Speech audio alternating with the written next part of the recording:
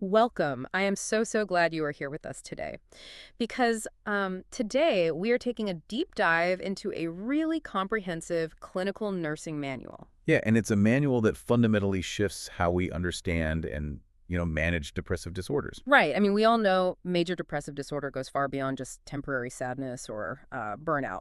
Exactly. But looking at the strict diagnostic criteria in this clinical source, it reveals the aggressive, really full body nature of the illness. It does. So our mission today is to move past that baseline awareness of mental health that you might see online and unpack the actual clinical rigor of frontline care. We are looking at this through the lens of nursing professionals who manage the systemic chaos, like hour by hour. It is a profound perspective for you, the listener, to explore. Because frontline medical professionals, they aren't simply matching a list of complaints to a diagnosis code. Right, they're not just checking boxes.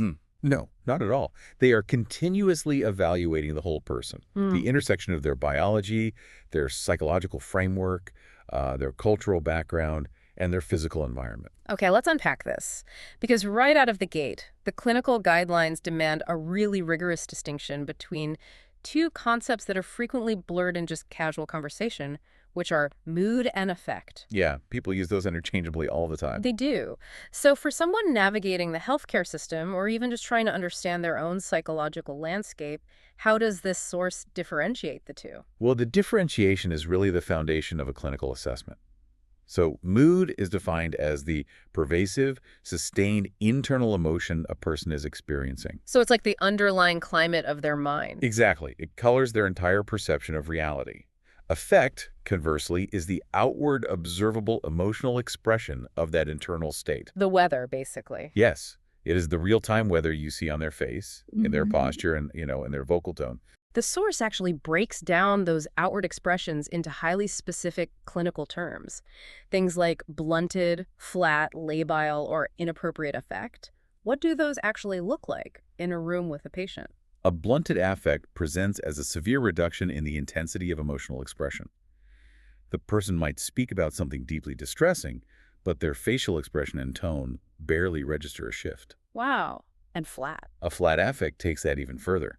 The expression is almost entirely absent, rendering the face essentially immobile and the voice entirely monotone. And then there's labile, which sounds almost like the opposite. Right. Labile affect involves rapid, dramatic, and unpredictable shifts in emotion. They might be crying inconsolably one moment and laughing the next without a clear external trigger. And the last one, inappropriate affect. That one is characterized by a stark dissonance between the outward expression and the content of the speech, such as a patient smiling brightly while describing a devastating personal tragedy. Recognizing those subtle physical and behavioral cues is really the very first step in decoding the illness.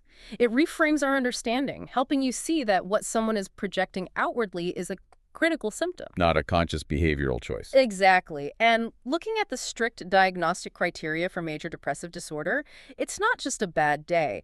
The requirement of 4 out of 7 severe systemic disruptions alongside the mood shift really highlights that this is a Full system takeover. Yeah. Because the baseline requirement of a depressed mood or profound loss of interest lasting at least 2 weeks, that is only the beginning. The clinical criteria mandate the presence of significant physical and cognitive disruptions. like the sleep issues. Yes, we are looking at severe sleep architecture interference, so either profound insomnia or hypersomnia. There are dramatic metabolic shifts leading to significant weight loss or gain. And the fatigue. Overwhelming loss of energy. Then there is the psychomotor component, either psychomotor agitation, manifesting as a physical inability to sit still, pacing, hand-wringing, or psychomotor retardation, where speech and physical movements are visibly, painfully slowed down. Which is all compounded by the cognitive symptoms. The inability to concentrate and those overwhelming, irrational feelings of guilt or worthlessness. It is incredibly heavy. It is. And when you look at how drastically those symptoms vary, it begs the question of how this systemic chaos presents across different demographics. For example, how does a pediatric presentation differ from what we might see in an adult? Children and adolescents frequently do not present with the classic, withdrawn, melancholic demeanor we associate with adult depression. They don't look sad, necessarily. Right. The nursing guidelines emphasize that in younger populations, the primary mood disturbance might manifest as severe, persistent irritability. Wow. Furthermore, they often report intense somatic or physical symptoms, chronic stomach aches, headaches, unexplained physical pains. Which means a teenager's irritability could easily be written off by parents or teachers as standard adolescent defiance. Exactly, leaving the underlying clinical depression entirely untreated. And the stakes of that oversight are incredibly high.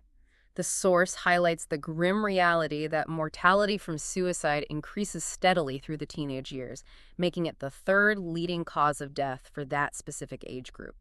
It's terrifying. And moving to the opposite end of the human lifespan, the presentation shifts again, often mimicking other severe neurological conditions. Right. The manual gives a really striking clinical vignette about a 75-year-old man named Bob. Yes. 18 months prior, he lost his wife to cancer.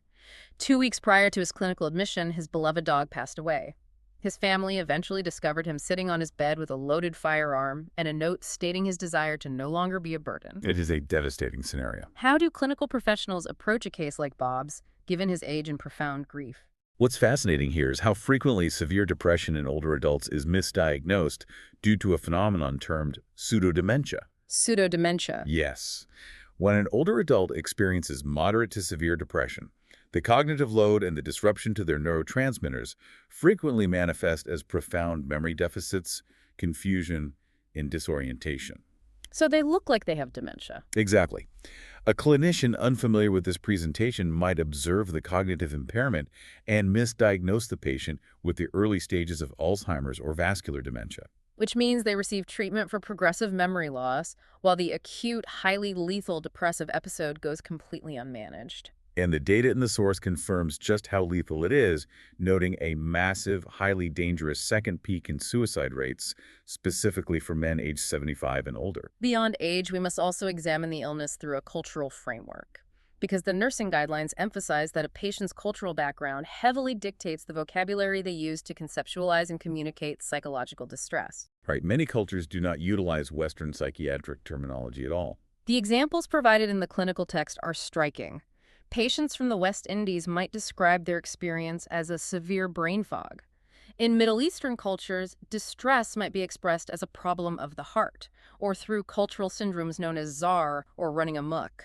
Yes, and among the Native American Hopi tribe, the experience is frequently articulated as a profound heartbrokenness. Furthermore, in many Asian cultures, the primary clinical complaint might simply be extreme physical weakness, imbalance, or persistent tiredness. This is why cultural competency in a clinical setting is a critical diagnostic imperative. If a practitioner fails to grasp these cultural nuances, a patient complaining of physical imbalance or heartbreak could easily be dismissed or misdiagnosed, completely missing the fact that they are presenting with acute major depressive disorder. So, what does this all mean? When we observe this condition hiding behind memory loss, manifesting as physical pain, and changing its vocabulary across cultures, we have to look at what is physically happening inside the human body to cause such widespread disruption. We do. And the source breaks this down into biological, psychological, and immunological frameworks. Let's start with the biology. The foundation of the biological understanding is the neurobiologic hypothesis, which emerged in the mid-20th century. This framework posits that major depressive episodes are driven by a dysregulation within the central nervous system. Specifically involving the monoamine neurotransmitters. Right. Norepinephrine, dopamine, and serotonin. However, modern clinical understanding expands significantly beyond just neurotransmitters to implicate the entire neuroendocrine system, most notably the hypothalamic pituitary adrenal axis or the HPA axis. For a listener who might not be deeply familiar with endocrinology, how does the HPA axis connect to a depressed mood? The HPA axis is your body's primary stress response system. The hypothalamus in the brain signals the pituitary gland, which in turn signals the adrenal glands sitting on top of your kidneys to release cortisol. Our primary stress hormone. Yes. In a healthy system, this cascade shuts off once a threat passes. But in many individuals with major depressive disorder, this axis is hyperactive. The brain is continuously bathed in cortisol, which over time can physically damage areas of the brain like the hippocampus, directly linking chronic stress to the memory issues and cognitive deficits we discussed earlier. Here's where it gets really interesting. The source introduces the field of psychoneuroimmunology. Yes. We are no longer just talking about brain chemicals and stress hormones. We are talking about the immune system directly altering brain function. Psychoneuroimmunology is one of the most rapidly advancing frontiers in clinical medicine. It examines the chemical messengers produced by your immune cells, known as cytokines. Cytokines. Yes. Historically, we believed the brain and the immune system operated somewhat independently, separated by the blood-brain barrier. We now know that inflammatory cytokines can cross that barrier, signaling the brain and serving as direct mediators between immune responses and nerve cell function. Meaning elevated cytokine levels are strongly associated with both depression and cognitive impairment. Exactly. This means systemic inflammation in the body is physically linked to the development of depressive disorders. It completely dismantles the antiquated notion that depression is solely a psychological phenomenon. It is a measurable physical immune response. It is. But while the biological and immunological evidence is rigorous, the clinical guidelines also integrate psychological frameworks to provide a holistic view. Right. They reference psychodynamic theories, dating back to Freud, who conceptualized depression as aggression turned inward following an early lack of affection or protection. Though cognitive behavioral theory is much more prevalent today. Yes. The cognitive model illustrates how negative cognitive distortions, irrational beliefs about oneself, the environment, and the future create a biological and psychological feedback loop. The thoughts trigger the stress response alters the brain chemistry, and the altered chemistry reinforces the negative thoughts. That feedback loop brings us directly to the front lines of care, examining how clinical professionals interact with patients trapped in that cycle. The source provides another vignette detailing a 31-year-old woman named Louise. Yes. She is grieving the recent death of her sister, has lost 15 pounds in 6 weeks, suffers from severe insomnia, and has expressed passive suicidal ideation, telling her husband she simply wants to go to sleep and not wake up. Louise is presenting in the acute phase of major depressive disorder.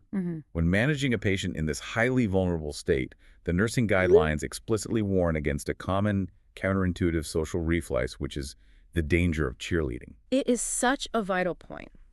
When we see someone suffering, our instinct is often to point out the positive aspects of their life or offer overly enthusiastic encouragement. But the source indicates that this approach is actively detrimental to a severely depressed patient. Why does forced positivity fail so spectacularly in a clinical setting? Because being overly enthusiastic creates a massive cognitive dissonance for the patient. Yeah. You are essentially invalidating their physical and emotional reality. You're not meeting them where they are. Exactly. When a clinician or loved one insists that things will get better or points out how beautiful the day is, it only highlights the vast chasm between the patient's internal agony and the external world's expectations. According to the clinical guidelines, this lack of validation severely strains communication and isolates the patient further. To counter that, the guidelines advocate for an empathic observational approach that normalizes their physical reality. If a patient states they have no energy to move, the clinician doesn't try to motivate them with a pep talk. They validate the symptom, noting that profound fatigue is a standard, expected physical reaction to the illness they are fighting. The source illustrates this with a specific intervention strategy involving micro-steps. When a patient is entirely overwhelmed by the prospect of daily hygiene, the nurse does not present the entire task of showering and dressing. Because that's too much? Way too much. Instead, the intervention is broken down into the smallest possible increments. The initial directive is simply, let's sit up on the edge of the bed. Once that microstep is achieved, the next is, let's stand and walk to the doorway. It bypasses the overwhelmed executive function of the brain by focusing only on the immediate physical action.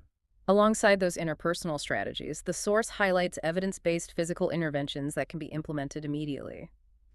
Dedicated deep breathing exercises, when utilized in conjunction with cognitive behavioral therapy, have been shown to significantly improve sleep architecture. They really do. Furthermore, these practices physically improve heart rate variability in severely depressed patients, demonstrating that we can manipulate the autonomic nervous system through conscious respiratory control. Intervening at the level of the autonomic nervous system is highly effective, but it is often deployed alongside the primary clinical arsenal, which is pharmacological interventions. The source lists a heavy alphabet soup of medications: SSRIs, SNRIs, NDRIs, TCAs, and MAOIs. For a listener who might only be familiar with the broad term antidepressant, what is the actual clinical difference between these classes of drugs?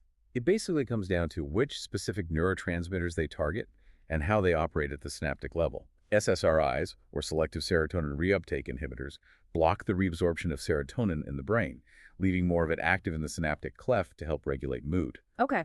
SNRIs do the same, but they target both serotonin and norepinephrine. NDRIs focus on norepinephrine and dopamine. And the older ones? TCAs, or tricyclic antidepressants, and MAOIs, monoamine oxidase inhibitors, are older classes of drugs. They're often highly effective, but impact a broader range of neurotransmitters and enzymes, which generally results in a heavier side effect profile. The clinical guidelines issue severe warnings regarding drug interactions with these medications, specifically emphasizing a toxic condition known as serotonin syndrome. Yes, serotonin syndrome is a critical medical emergency caused by a drug-induced excess of serotonin in the central nervous system. It most frequently occurs when a patient unknowingly mixes their prescribed SSRI with seemingly benign over-the-counter products or herbal supplements. Things people take every day without thinking about it. Exactly. Integrating an SSRI with St. John's wort, certain migraine abortives, or even common cough syrups containing dextromethorphan can trigger a cascade of severe symptoms. The physical manifestation of that toxicity includes severe agitation, hyperthermia, shivering, and myoclonus, which are involuntary muscle spasms. Left untreated, it can be fatal. It is very serious. Similarly, there is a strict dietary restriction associated with the older MAOI class of drugs, commonly referred to in clinical settings as the cheese and wine rule. Right. MAOIs inhibit the enzyme monoamine oxidase, which is responsible for breaking down neurotransmitters, but it also breaks down an amino acid called tyramine. And tyramine is in the food. Yes. If a patient on an MAOI consumes foods rich in tyramine, such as aged cheeses, cured meats, red wine, or draft beer, the tyramine rapidly accumulates in the bloodstream.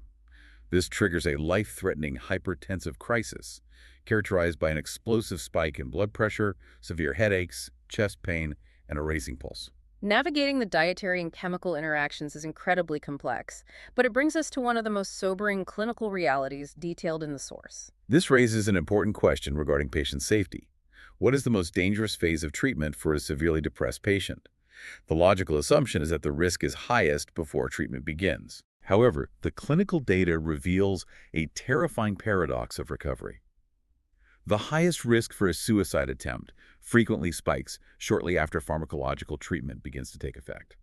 Because of the differing timelines in how the medications resolve symptoms, the drugs frequently restore a patient's physical energy, psychomotor function, and motivation weeks before they successfully lift the profound internal despair. Exactly. During the absolute depths of the depressive episode, a patient may experience pervasive suicidal ideation, but they lack the physical energy and executive function required to formulate and execute a plan. They just can't physically do it. Right. As the medication begins to work, that physical lethargy lifts. The profound psychological pain remains entirely intact, but the patient suddenly possesses the physical means and the energetic motivation to act on their ideation. Wow. Nursing professionals are trained to view a sudden, unexplained overnight improvement in energy and outward mood, not necessarily as a cure, but as a severe red flag that the patient may have finalized the suicide plan and is experiencing relief from that decision. It requires immense vigilance from the entire care team. But the clinical guidelines also outline advanced interventions for patients whose depression proves resistant to traditional pharmacology. We see the utilization of alternative somatic therapies such as ECT, electroconvulsive therapy, which remains highly effective for treatment-resistant cases. Yes. Additionally, the source details the application of RTMS, or repetitive transcranial magnetic stimulation.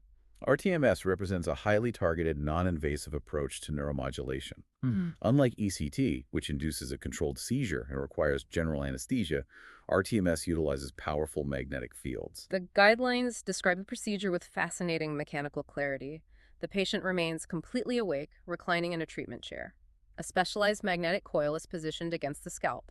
It generates rapid, focused magnetic pulses similar in strength to the magnetic field of an MRI machine. Incredible. These pulses pass seamlessly through the skull, specifically targeting the prefrontal cortex, the region of the brain heavily implicated in mood regulation and executive function. The alternating magnetic field actually invests a small electrical current within the brain tissue itself, depolarizing the targeted neurons. We are physically stimulating the underactive neural circuitry, essentially jump-starting the brain's regulatory centers, with the patient able to resume normal daily activities immediately following the session. It is a stunning example of how advanced our interventions have become, utilizing electromagnetic fields to treat an illness that society long dismissed as a simple lack of willpower. And that is the ultimate takeaway from this deep dive into the clinical guidelines. Absolutely. The rigorous medical evidence completely shatters the residual stigma surrounding depressive disorders. It is not a character flaw, and it is not a temporary weakness. It is a highly complex, full-body biopsychosocial event involving your cellular immunity, your endocrine system, your genetic predispositions, and your neurocircuitry. Achieving true recovery, as the clinical protocols emphasize, is not a passive event. It is a highly collaborative, community-driven process. The standard of care extends far beyond pharmacology. It requires the construction of a comprehensive wellness action plan, the integration of cognitive behavioral therapy to rewire thought patterns, the restoration of nutritional health, and the establishment of robust social support systems. It demands an extensive arsenal of medical tools and an unwavering commitment to clinical empathy. I want to leave you with a final thought to mull over, building directly on the physiological realities we've explored today. We discussed how psychoneuroimmunology provides clear evidence that our immune system's inflammatory responses alter our brain chemistry and induce depressive symptoms.